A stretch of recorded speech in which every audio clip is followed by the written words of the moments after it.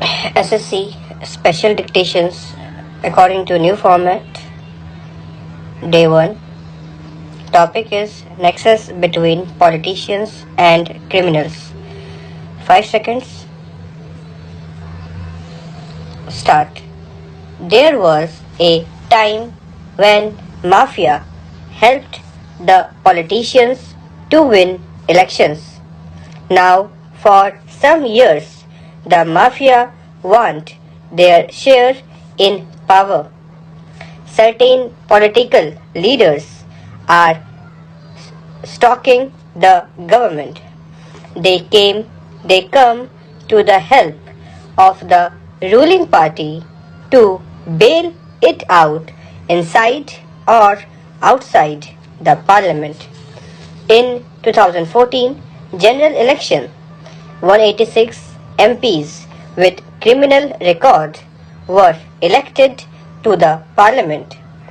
Over 68 years of independence are mired in corruption.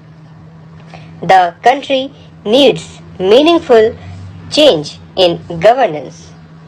India ranks near the bottom of the International Corruption Index. Indian polity is in a sorry state. Politics has become synonymous with unethical practices. Today, no party is free from the influence of criminals. Though there were never any doubts that such a nexus existed. The findings of the Vohra Committee have highlighted this nexus. It is not surprising that the Vohra Committee report was not released by the government for about 2 years. And when it was released, it was only in fragments.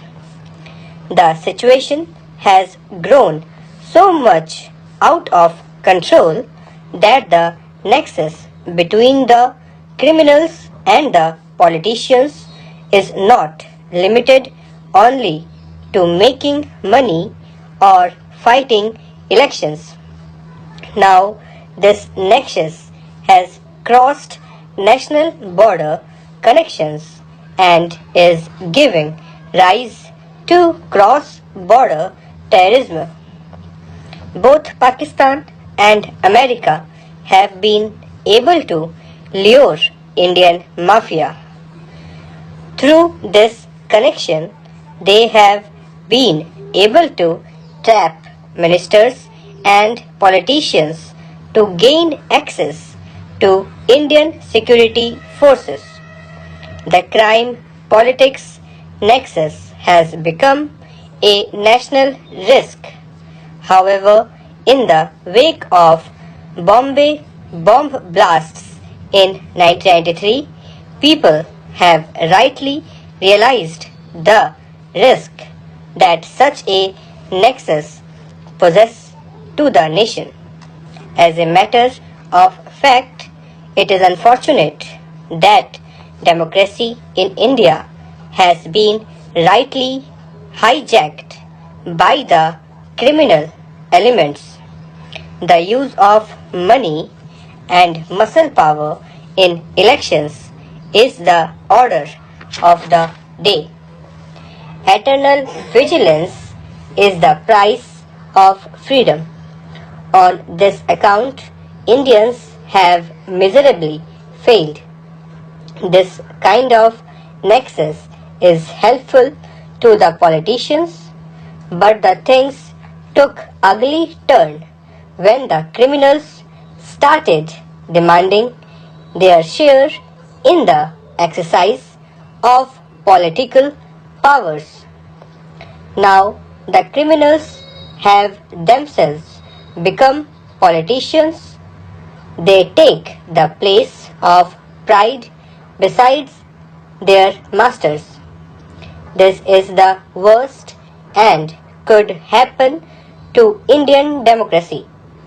When the criminals become the leaders of a party, the whole society is affected down to the common man.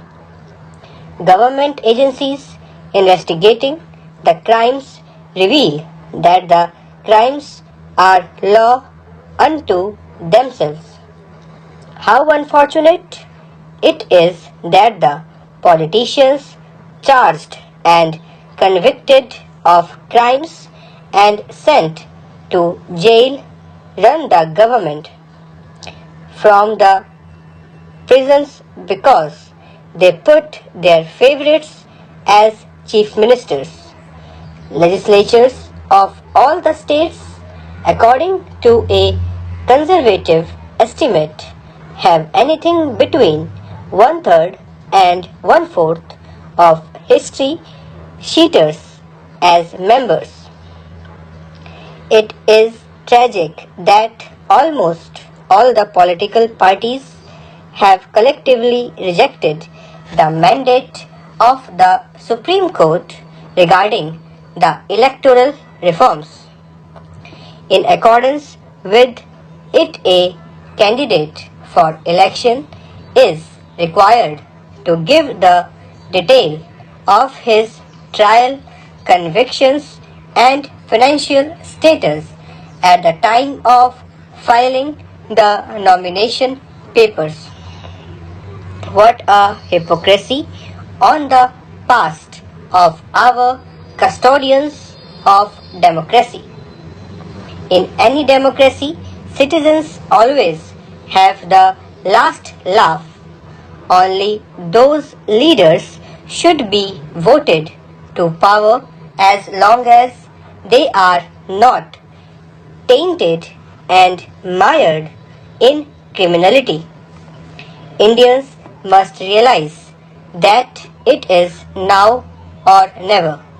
In short, criminalization of politics and politicization of crime has become all pervasive in the Indian polity. Crime is rewarded and virtue is out of favor. Therefore, the voters should rise to the occasion and throw the criminal elements out of politics.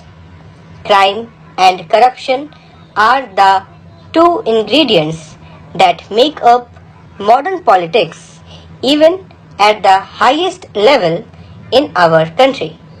While Anna Hazare was so fast in August 2011, the political leaders of every hue and shade showed remarkable unity in meeting the threat by calling Anna's challenge as a threat to democracy. His call for reforms in governance was termed as anti-national and anti-constitutional. Every Indian wishes that the political class showed this rare solidarity in doing away with politics of the kind of that crime and corruption fosters. Stop.